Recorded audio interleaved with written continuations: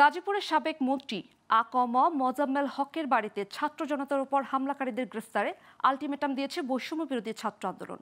সংগঠনটির সমন্বয়ক সার্জিস আলম বলেন, অন্তর্বর্তী সরকার, স্বরাষ্ট্র মন্ত্রণালয়, পুলিশ ও গোয়েন্দারা রাতের মধ্যে হামলায় জড়িতদের গ্রেফতার না করলে তাদের বিপক্ষে দাঁড়াতে হবে। এর আগে শুক্রবার রাতে মোজাম্মেল হকের বাড়িতে হামলা চালালেও ছাত্র জনতার উপর পাল্টা হামলা চালায় একদল দুর্বৃত্ত। এতে কমপক্ষে 15 জন আহত হয়। মোহাম্মদ আশরাফ হোসেন ঢালির তথ্যচিত্রে বিস্তারিত।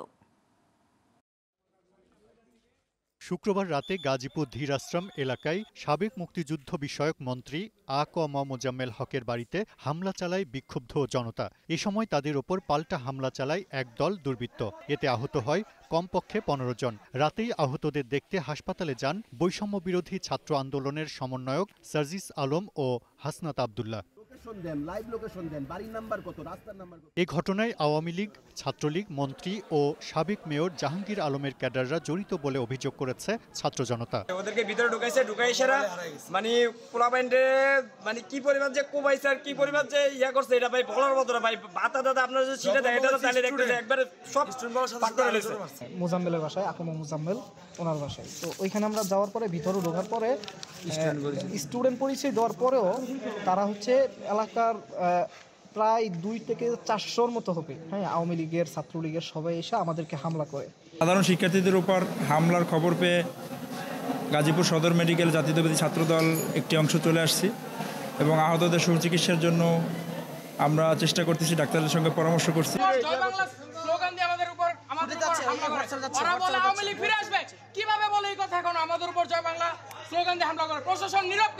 আহতদের মধ্যে 3 জনের অবস্থা আশঙ্কাজনক। উন্নত চিকিৎসার জন্য তাদের ঢাকা মেডিকেলে পাঠানো হয়েছে বলে জানান চিকিৎসক।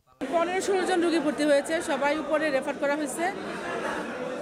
উপরে বলতে ইনডোরে আসছে, আর 3-4 জন অবস্থা খারাপ ছিল, তাদেরকে রেফার করা হয়েছে ঢাকা মেডিকেল এবং নিউরোসায়েন্স হাসপাতালে।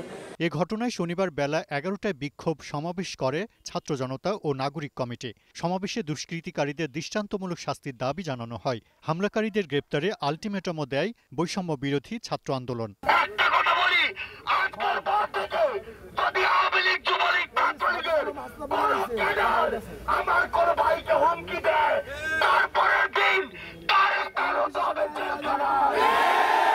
ঘটনাটি সামাজিক যোগাযোগ মাধ্যমে কয়েকটি ভিডিও ফুটেজ ভাইরাল হয়েছে। আর হামলার বিষয়ে ছায়া তদন্ত চলছে বলে জানান সদর থানার ওসি। বাদী হয়ে দায়ের করে না, আমরা ছায়া তদন্ত করতেছি, অপেক্ষা করতেছি, তো বাদী হয়ে মামলা করবে। এ ঘটনায় পুরো গাজীপুরে থমথমে অবস্থা বিরাজ করছে। Global television news desk.